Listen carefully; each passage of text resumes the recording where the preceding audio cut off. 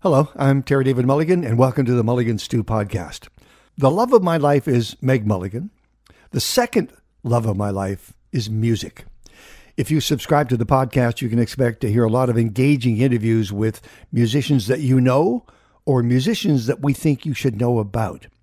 But what is a life without film, food, wine, or in this case, whiskey?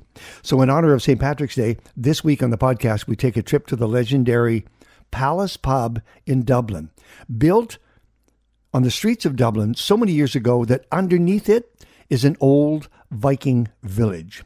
We'll explore the fascinating history of Irish whiskey with Michael Lawlor, who's the head of Irish Whiskey Tours. He's going to tell us great stories about the differences between Irish and Scotch whiskey. Michael will also suggest some great food pairings when you enjoy a dram. Plus, we'll talk to Michael Reddy of the Teeling Whiskey Company, the first whiskey company to open in Dublin in 125 years. And Willie Ahern of the Palace Pub, I believe he's third or fourth generation of the family that has run this establishment. They'll tell us about the new wave of Irish whiskey fans in Dublin and how pubs like the Palace are moving to establish their own house brands of whiskey.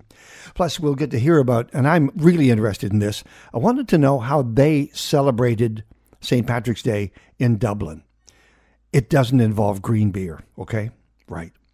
Pull up a stool. We're at the Palace Pub in Dublin with Michael Lawlor starting us out and giving us the spark that will lead to Irish whiskey and an Irish whiskey tour.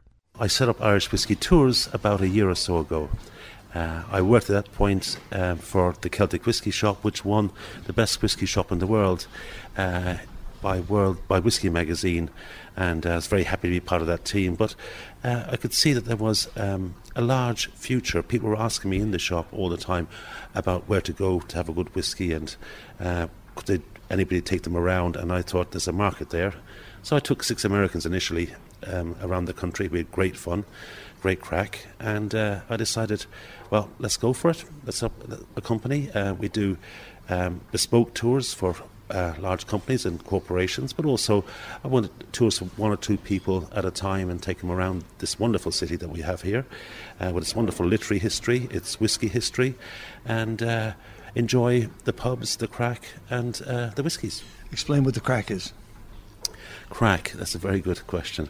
It can't be explained, to be honest with you. You have to experience it. What does it imply? It implies fun, frolic, amusement. And the crack. The crack, exactly.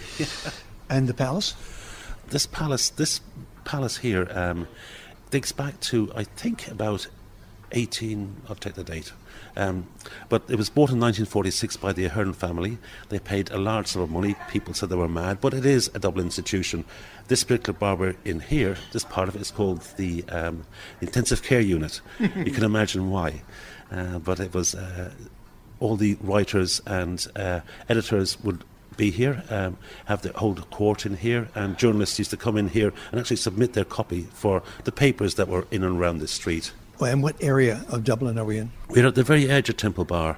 We're at, I think, the cultural end of Temple Bar, the adult end of Temple Bar, put it that way. Inside, the rest of the park can get a little bit messy. It's good fun, but this part here is, I think, is the real heart of Dublin. And going east of here is the heart of Dublin. There was a time, Michael, when there was no Irish whiskey to speak of. There were only 2 distilleries left. It all just sort of fell apart. Was it the 70s?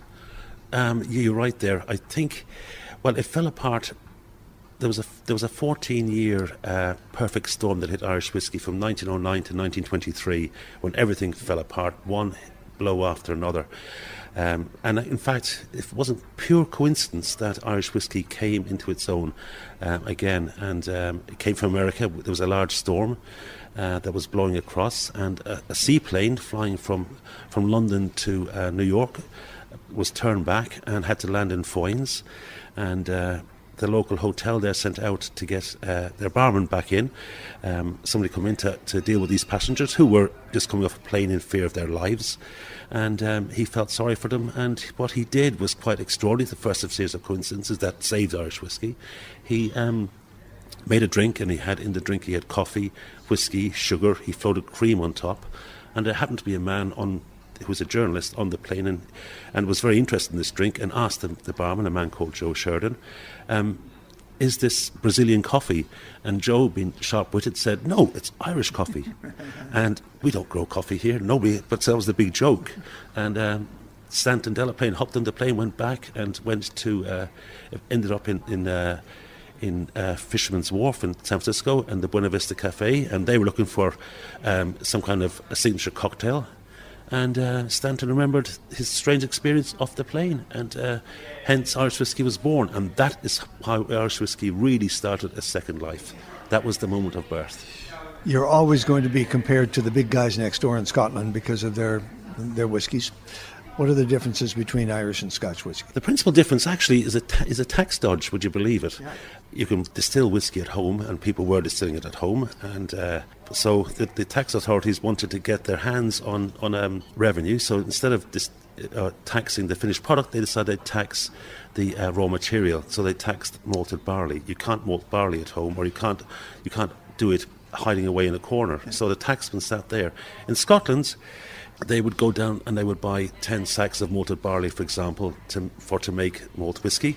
Whereas here, somebody had a genius idea of, let's see how much unmalted barley we can put in. So we ended up buying 6 bags of malted barley and 4 bags of unmalted barley.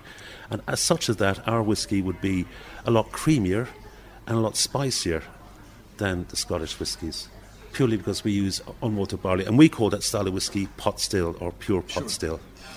Give us a sense, Michael. Michael Lawlor, by the way, with Irish Whiskey Tours, and we're at the Palace Bar, wonderful room on Fleet Street in Dublin.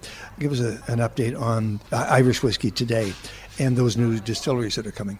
They're coming so fast down the track, it's hard to keep up with them, to be truthful. But it's been over 100 years since you've had a new distillery. Well, the first new one really was 1990 or thereabouts, so that was converted an old industrial alcohol plant. But since then, the big shock that came to this country was in 2011 when Jim Beam bought over Cooley and decided they weren't going to. There was a lot of people who were marketing whiskey all over the world, Irish whiskey, and the previous owners of Cooley were selling them whiskey, and that's how that was happening. But when Beam took over, they said no, with the exception of Oliver Hughes in Dingle in County Kerry. He set up his own distillery before that, and then Alltech under Dr. Pierce Lyons, they set up a distillery, but that was the first reaction to Jim Beam take over. But since then, they have been coming down. They're opening. At one point, it seemed nearly one a week was opening. But it's great news. Some of them are very, very small. Some of them are huge concerns. Tullamore has gone back to Tullamore. Yeah. That's only in the last 5 months, which is fantastic. That it's going back to its heart. It's the place where it was born, and everybody knows and loves Tullamore. But it is so fast. It's really frightening. Where's Writer's Tears made? Writer's Tears, a great question.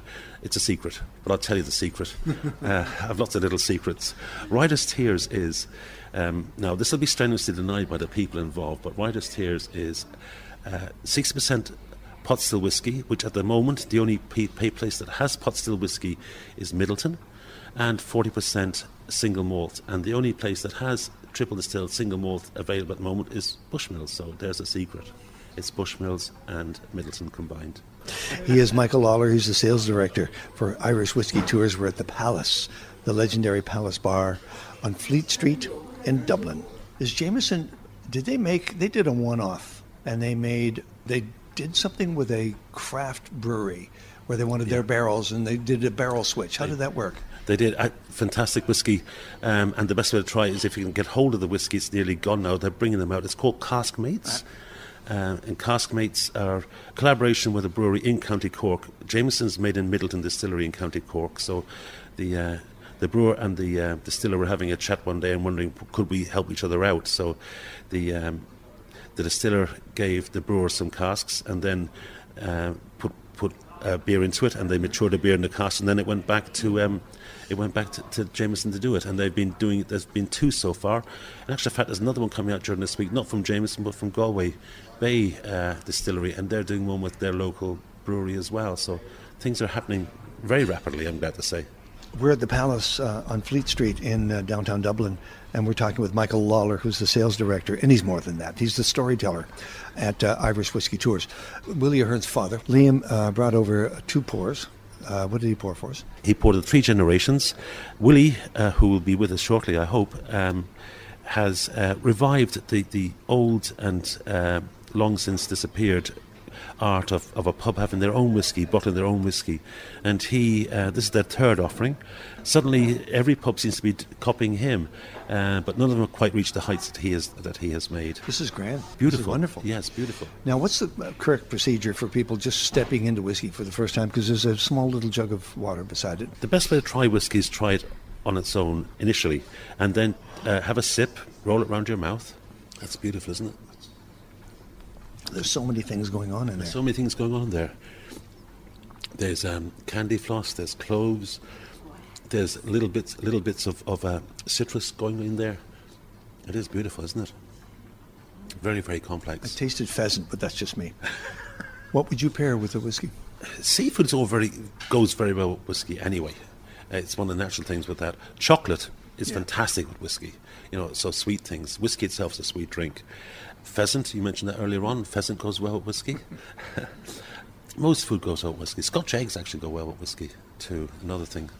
He is Michael Lawlor. He's the sales director for Irish Whiskey Tours. We're at the Palace in Dublin. Do you see yourself getting into the whiskey business beyond the tours? Do I see myself buying whiskey and selling it? Or making it. Or Don't you think it's inevitable? God, that's a good point,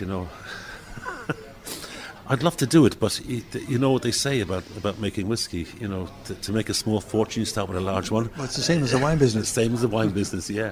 And my fortune isn't that large enough yet. I've noticed that there's no spit buckets at whiskey tastings. No, you cannot spit.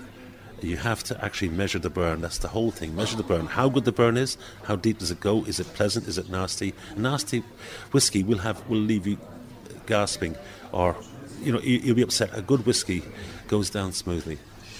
What's your website so people can find you? Website is www.irishwhiskeytours. That's whiskey spelt with an E, WHISKEY, tours.ie. Have yourself a great year. Thank you very much, Terry, and you too. That was Michael Lawlor of Irish Whiskey Tours. You'll find that most people in Ireland, when you ask them a question, they give you a story. They're storytellers, which is what makes them brilliant poets and writers and musicians. If you're headed to Dublin, you can book your own adventure tour at irishwhiskeytours.ie. Tell them Mulligan Stew sent you. This is the Mulligan Stew podcast. We head back to the Palace Pub now for a chat with owner Willie Ahern and Michael Reddy of Teeling Whiskey Company. I still laugh. We were in a little cubby hole off to the side. It was so perfect. It had been that way for about 150 years, that room. The boys tell us about a new generation of whiskey fans in Dublin, how demand has led the Palace to establish their own house brand. Plus, we'll get to hear how Willie and Michael celebrate St. Patrick's Day. I'm particularly interested in Willie because he's always behind the bar. Teeling Whiskey Company, Spirit of Dublin, new distillery in Dublin. That's you. You're the new distillery. You're the new guy in town. Yeah, so we're the Teeling Whiskey Company. We're the remnants of old the Cooley distillery that was sold 2 years ago to a small American company called Jim Beam. So the Teeling family have taken the success of that story and they have reinvested into Dublin city centre. So we're the first urban distillery to open in 125 years. We're the first of many to open up again. There's 20 in the pipeline, so this time in probably 8 or 9 years there should be a lot more Irish whiskies on the international market. So we're starting to claw back slowly and steadily, but there's a realignment where people are focused on craft in Ireland, so we're actually supporting our own companies now, where Irish whiskey had gone out of touch with even the Irish public. So now we, by national pride, are drinking whiskey again. Willie Ahern, representing the Palace Bar, which is on Fleet Street in downtown Dublin, and Michael Reddy, who's with the Teeling Whiskey Company, the new distillery in Dublin. How old are you now? I'm 32 years of age. Are your contemporaries, your generation, are they drinking Irish whiskey? Oh, absolutely. We're actually finding that through different ways of mixology and innovative, like we do a lot of craft beer and whiskey pairing. So we're also working with some artisan cheese companies and meat companies, and the demographic of people are getting younger and more interested. This is kind of making Irish whiskey more popular again, so that's infiltrating down through the market. So now in Ireland, it is quite young people drinking whiskey, coupled with obviously my granddad and people like that are still drinking it. So it's the juxtaposition between old and new, but it's the younger people are drinking it through mixology and trying different innovative things, where it's just more, we don't have money to buy a lot of alcohol or more drinks, but when we go out we want something good now, and that's just because of our crash and the current situation, you know. Let's talk about that with Willie Ahern, who's third generation owner at the Palace. Willie, you're behind the bar. What are they coming in for? What's the first thing that they order, and what's the second, what's the third? Where does whiskey play in that? We'd have a great mix of a clientele. We'd have all ages that come in here, like, you know, we're here a long time. We're kind of a landmark as a Dublin public house here. We'd be very much a draft house here over the years. Guinness would be huge for us, but we've worked ourselves the last couple of years on the whiskey side of stuff, like, you know. We've grown our whiskey collection. We got very much into it about 5 years ago. We were the first pub since the early 70s to bring out its own brand whiskey there, and we've released it sequentially. We've had 2 more releases, and we're seeing visitors and a lot of Irish people now, you know, the interest in Irish whiskey, and they're willing to try different Irish whiskies. You know, some visitors come over here and they don't know too many brands of Irish whiskies now, you know, so it's good to educate them when they come over and tell them about, you know, the Teeling whiskey being the first new distillery in Dublin in 125 years, or the Walsh distillery opening up down in the Carlow-Kilkenny border, like, you know, or the Dingle distillery going, you know, laying down their whiskey. You know, it's great. It's coming full circle again, you know. It's great to see these little distilleries open again and little breweries, you know. And that would definitely be at the forefront of the whiskey revolution in Ireland at the moment. I think you are the whiskey revolution, aren't you, in your generation? Aren't you the new voice? It's not just whiskey, it's everything. We're representing Ireland in every craft form we can, because since the crash we need to take control back ourselves and build from the ground up. You know, there's a wrong focus on multinationals or foreign direct investment in Ireland. Now is through these craft businesses we can actually provide a sustainable economy for the future. Michael Reddy, who's with the Teeling Whiskey Company, the new distillery in Dublin.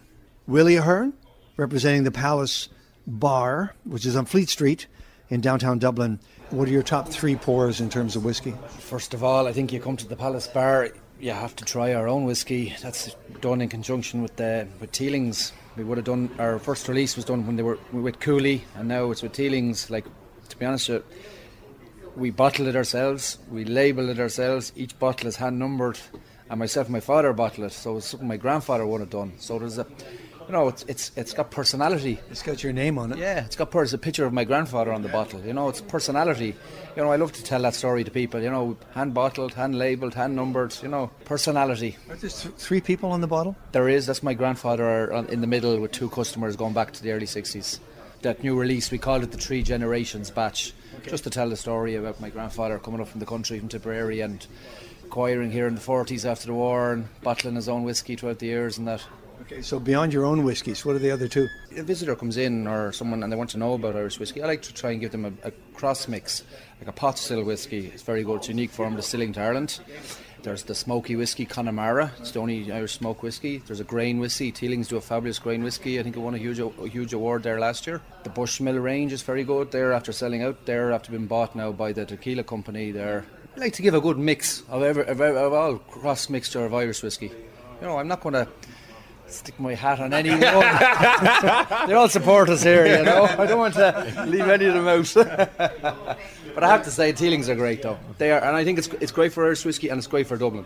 Like, I get excited when I talk the first new distillery in Dublin in 125 years. That's exciting. I think it's going to be great for that part of Dublin, the Liberties. I think it's going to be huge. Where will you be the 17th of Ireland? Where do you think? I'll be not at the door, won't you? Not the far side of the counter, inside the counter. It's probably safer inside the counter. Yeah, you know, you keep the head down. What's the day like? What's the day like for you? What's it like for you? Because you're surrounded by all this noise. Like, it's gas. You think a few years ago, you know, celebrating Patrick's Day in Ireland. Now you have every different nationality comes to Ireland, comes to Dublin. I mean, from the most obscure place in the world, and they all want to be Irish for the day. Like, it's a very carnival atmosphere. It's very inclusive now. There's a lot more activity happening in the city across all different forms of creativity. So you don't have to stagger down the street wearing green? No, but whatever you're into, you'll find it now. Dublin and Paddy's Day, like St. Patrick's Day Festival, are now catering for all different forms. So there's focus on food, there's focus on music, there's art, there's theatre, there's obviously the parade. Great day of sport it's as well. Great There's sport. the All-Ireland Club Finals in Croke Park. Sport is big as The well. schools Rugby Cup Final is on as well. It's multifaceted now, so it's moving away from just being heavy drinking day to it's more a celebration of Irish culture. And where are you going to be? I am going to be working in the RDS at the Irish Craft Beer and Whiskey Festival. So that's a 7,000 people venue. So that's a big sign for where Ireland is for craft beer. I think there's going to be over 50 to 60 different Irish craft beer producers, and then maybe 10 craft spirits as well. So it's a really big day. It's the first year in this venue actually, so it's a very positive sign for the future. What's your website? Teelingwhiskey.com. What's your website? thepalacebardublin.com. Thank you very much for your time. Have a great 17th. Thank you very much. Too, Enjoy. From Dublin, that was Palace pub owner Willie Ahern and Michael Reddy of the Teeling Whiskey Company. They gave us a lowdown on the rise of Irish whiskey and how they celebrate St. Patrick's Day. That's it for this week's Mulligan Stew podcast. If you enjoyed the show, and we hope you did, please remember to subscribe via iTunes, or you can find the podcast on Google Play Music. I'm Terry David Mulligan. Catch you next week, and have a grand St. Patrick's Day. And here's cheers to you, or as they say in Dublin, Slánte.